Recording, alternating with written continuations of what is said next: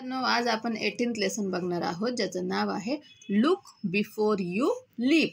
तर लीप म्हणजे उडी मारणे आणि बिफोर म्हणजे उडी मारण्या अगोदर तुम्ही काय केलं पाहिजे, लुक म्हणजे बघितलं पाहिजे की तुम्ही नक्की उडी मारू शकता का नाही. तर आपण पहिले हा लेसन बघूयात काय आहे, मग त्याच्यावरून आपण सांगूयात. Long long ago there lived 2 little frogs in a pretty little pond. खूप खूप खूप दिवसांपूर्वी एक असं छोटंसं छान प्रिटी लिटिल पॉन्ड होतं. खूप सुंदर असं एक तळं होतं आणि त्या तळ्यामध्ये 2 छोटेसे फ्रॉग्स म्हणजे बेडूक राहत होते. Colourful water lilies grew in the pond.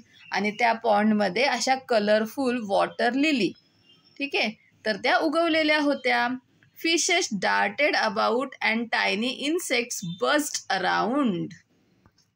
पॉन्डमधल्या पाण्यामध्ये जे फिशेस होते, मासे होते, ते इकडून तिकडून, डार्टेड म्हणजे काय, पटकन इकडून तिकडे उडी मारणे. आणि तिथे जे इन्सेक्ट होते, छोटे छोटे किडे होते, तर ते इकडे तिकडे फिरताना त्यांचा बज असा आवाज येत होता.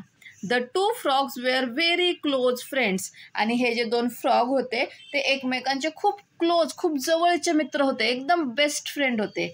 दे had plenty to eat in the pond. तर त्यांना त्या तळ्यामध्येच खाण्यासारख्या खूप गोष्टी भेटून जायच्या. All the day long they played about jumping from lily pad to lily pad and diving headlong in the pond. आणि पूर्ण दिवसभर ते काय खेळायचे माहीत आहे का, या एका लिली पॅडवरून दुसऱ्या लिली पॅडवर उडी मारायचे आणि पाण्यामध्ये डाईव्ह करायचे. कसे डाईव्ह करायचे, तर हेडलॉंग. हेडलॉंग म्हणजे पहिल्यांदा डोकं खाली आणि बाकीचं शरीर नंतर ते पाण्यामध्ये उडी मारायचे. They were the happiest little frogs in the world. ते जगामधले सगळ्यात हॅप्पी, आनंदी छोटेसे बेडूक होते.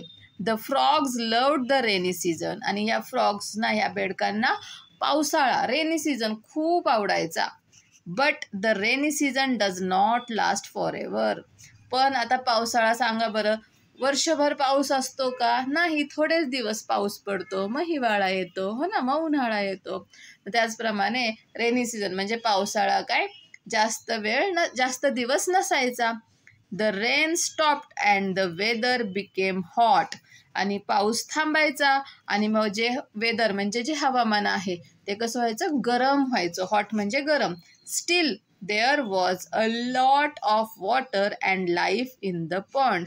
आणि जरी गरमी व्हायची, स्टील म्हणजे तरीसुद्धा त्या पॉन्डमध्ये, त्या तळ्यामध्ये खूप सारं पाणी असायचं. There was nothing to worry about.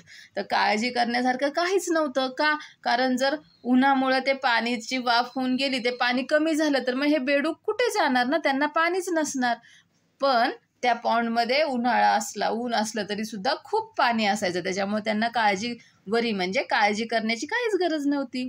In winter the frog friends found cosy little places at the edge of the pond. Winter म्हणजे हिवाळा. तर हिवाळ्यामध्ये ह्या फ्रॉगचा जो फ्रेंड असतो, तर त्याने काय केलं, त्या पॉन्डच्या किनाऱ्यावरती त्याला एक छान कोझी म्हणजे आरामदायक एक छोटीशी जागा मिळाली. They spent most of their time sleeping and resting. आणि त्यांचा जास्तीत जास्त वेळ जो आहे तो स्लीपिंग म्हणजे झोपण्यात आणि आराम करण्यातच जात होता. तुम्हाला माहीत आहे का, तुम्हाला बेडूक फक्त पावसाळ्यात दिसतात. इतर दिवशी ते काय करतात माहीत आहे का, ते जमिनीच्या खाली खूप खोलवर बिळामध्ये राहतात आणि तिथे झोपलेले असतात ते इतके महिने. आणि जेव्हा पावसाळा येतो तेव्हाच मग ते तिथून बाहेर पडतात. Soon it was summer. आणि लवकरच उन्हाळा आला. Now the days became very very hot. आता उन्हाळ्यामध्ये दिवसेंदिवस जास्तीत जास्त गरम होऊ लागलं. With the hot sun blazing in the sky the pond began to dry. उन्हाळ्यामध्ये सूर्य खूप जोरामध्ये तळपू लागला, म्हणजे सूर्याचं ऊन खूप जबरदस्त झालं, कडक झालं. आणि त्याच्यामुळे ते जे तळं होतं, पॉन्ड होतं, तर ते ड्राय म्हणजे सुकायला सुरुवात झाली. Without water the lilies dried up. आता त्या तळ्यामध्ये पाणीच नाही राहिलं, त्याच्यामुळे हे जे लिली आहेत तर ते सगळे सुकून गेले. There were very few insect to be found. आणि आता खूप थोडेसेच इन्सेक्ट किडे तिथे राहिले. The frog friends were worried. आता तो जो फ्रॉगचा फ्रेंड होता आता त्याला काळजी वाटू लागली. Do you think the whole pond will dry up? त्याने त्या बेडकाला विचारले, तुला वाटतं का आता हे पूर्ण तळच सुकून जाईल? Looks like it, said the other. दुसरं बेडूक म्हटलं, हो तसं वाटतंय खरं. What shall we do then? How shall we live? मग तो म्हणतो, मग आपण काय करायचं आता हे जर तळ सुकून गेलं तरी? आपण कसं जिवंत राहणार? We must search a place where there is a plenty of water and food for us. तर आपण सर्च म्हणजे शोधणे. तर आपण अशी जागा शोधली पाहिजे की जिथं प्लेंटी ऑफ वॉटर, प्लेंटी म्हणजे खूप सारं पाणी असेल आणि आपल्याला खाण्यासाठी अन्न असेल, फूड असेल. You are right. तर तो बेडूक म्हणतो, हो तुझं बरोबर आहे. It's hard work travelling in this hot sun. आणि ती जागा शोधण्यासाठी त्यांना एका जागेवरून दुसऱ्या ठिकाणी जावं लागणार होतं एवढ्या उन्हामध्ये. आणि एवढ्या उन्हामध्ये एका ठिकाणाहून दुसरीकडे जाणे म्हणजेच प्रवास करणे हे खूप कष्टाचं काम होतं. हार्डवर्क म्हणजे कष्टाचं काम होतं. But there is no other way. पण आता त्यांच्याकडे दुसरा काहीच मार्ग नव्हता. Come let us start. मग ते एकमेकांना म्हणाले, चला आपण आता जागा शोधायला जाऊ दुसरे. The sooner the better. जितकं आपण लवकर करू तेवढं आपल्यासाठी चांगलं आहे. If we travel together the search will be easier. जर आपण दोघं एकत्र शोधायला गेलो तर आपलं जे शोधणं आहे ते सोपं होऊन जाईल. So the frogs left the drying pond and began to look for a watery place. आणि म्हणून ते ज्या दोघं बेडूक होते त्यांनी ते जे सुकलेलं तळे होतं ते सोडून दिलं आणि दुसरी पाण्याची जागा शोधायला लागले. They hopped and became very tired. आणि मग ते उड्या मारत मारत शोधू लागले आणि त्या उड्या मारून मारून ते खूप दमले. Just then one of them saw a well in the distance. आणि तेव्हाच त्यातल्या त्या दोन बेडकांपैकी एकाला एक विहीर दिसली लांबूनच. दे रश टू द वेल. ते पळत पळत त्या विहिरीजवळ गेले.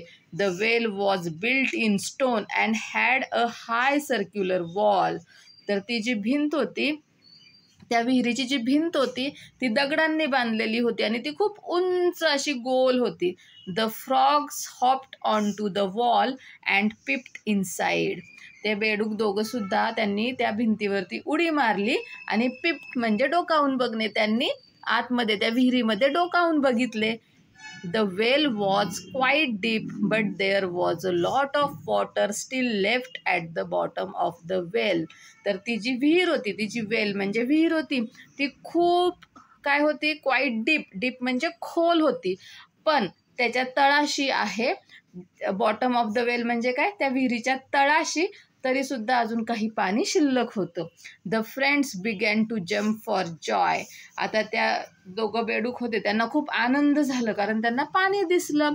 We are so fortunate, thank God that we found this well.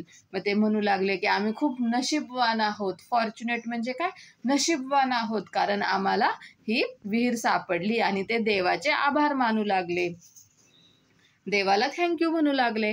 Our problem is solved. ते म्हणाले आता आमचा जो प्रश्न होता, आमचा जो प्रॉब्लेम होता तो मिटला. Our search has ended. आमचं जे शोधकाम होतं म्हणजे आम्ही जी पाण्याची जागा शोधत होतो ती संपली. We have found a new home. आता आम्हाला नवीन घर भेटलं. Let's jump in together. आणि ते म्हणाले चला आता आपण एकत्रच उडी मारू. 1 2 3 असं ते म्हणायला लागले. Wait friend, this well is so deep. मग त्यातला एक बेडूक म्हणाला, थांब मित्रा, पण ही जी विहीर आहे ती खूप खोलवर आहे. And there is water left only at the bottom. आणि त्याच्यामध्ये जे पाणी आहे ते सुद्धा खूप खोलवर आहे. But we can surely dive in. पण ते दुसरा त्याचा मित्र होता, बेडूक मित्र, तो म्हटला पण आपण ह्याच्यामध्ये डाईव्ह मारू शकतो, म्हणजे आपण ह्याच्यामध्ये उडी मारू शकतो. However deep the well may be, diving is our speciality. Why do you hesitate. ते म्हणाले किती खोलवर असलं तरी आपल्याला तर डाईव्ह करता येतं पाण्यामध्ये, आपण ते करू शकतो. तुला एवढं हेजिटेट म्हणजे तुला एवढा संकोच का वाटतोय, तुला का उडी मारू वाटत नाहीये. It has awkward to me that this well is also drying up. मग तो काय म्हणतो, मला असं वाटत आहे की ही विहीर सुद्धा आता हळूहळू ड्राईंग अप म्हणजे सुकून जाणार, कोरडी पडणार. If it dries up completely we will have to leave this well too. आणि जर ही विहीर पूर्णपणे सुकून गेली, कोरडी पडली, तर आपल्याला या विहिरीमधून सुद्धा दुसरीकडे जावे लागणार की नाही. I agree, but why do you hesitate now. तर म्हणतो हो बरोबर आहे. मित्र म्हणतो हो बरोबर आहे, पण तू म्हणजे तुला संकोच का वाटतोय तरी सुद्धा आता उडी मारायला. आपण जाऊ की ह्या विहिरीमधलं पाणी सुकलं की आपण दुसऱ्या ठिकाणी निघून जाऊ. It's because I see a problem. तो म्हणतो मला काय प्रॉब्लेम आहे, मी का उडी नाही मारत आहे, मला का संकोच वाटतोय, कारण मला तिथे एक प्रॉब्लेम दिसतोय. We can easily dive into the well. आपण या विहिरीमध्ये सहज उडी मारू शकतो. But what if the well dries up. पण जर ही विहीर सुकून गेली, कोरडी पडली तर काय. Can we jump so high that we reach the top of this wall. मग आपण खालून एवढी उंच उडी मारू शकतो का की आपण या विहिरीच्या वरती येऊ. Shall we be able to leave the well like we left the pond. आपण जसं तळं सोडून इकडे आलो तसं आपण ही विहीर सोडू शकतो का. नाही ना, कारण तळं कसं प्लेन असतं, त्यातून ते सहज उडी मारू शकले, पण विहीर खूप खोल असते, ते खालून एवढी उंच उडी नाही मारू शकणार. You are right friend said the other frog. मग तो दुसरा बेडूक म्हटला बरोबर आहे तुझं मित्रा. I had not thought of this. मी याच्याबद्दल विचारच केला नाही. इट्स गुड दॅट यू कुड फॉरसी दिस प्रॉब्लेम. फॉरसी म्हणजे पुढे येणारा तुला हा प्रॉब्लेम दिसला, हे खूप चांगलं झालं. Let's not leap inside. तर आता याच्यामध्ये उडी नाही मारायची आपण. Let's continue with our search.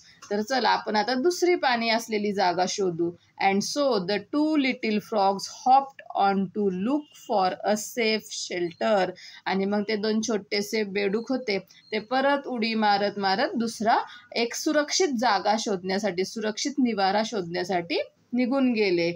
How well it is said, look before you leap. आणि किती योग्य म्हटलं आहे की नाही, लुक बिफोर यू लीप म्हणजे उडी मारण्या अगोदर विचार करा. आता इथे फक्त ही उडीच नाही, तुम्ही कोणतीही जी कृती करताय, काहीही करताय, तर ते करण्या अगोदर विचार करायचा की आपण हे करतोय ते बरोबर करतोय का. समजला लेसन. Bye bye.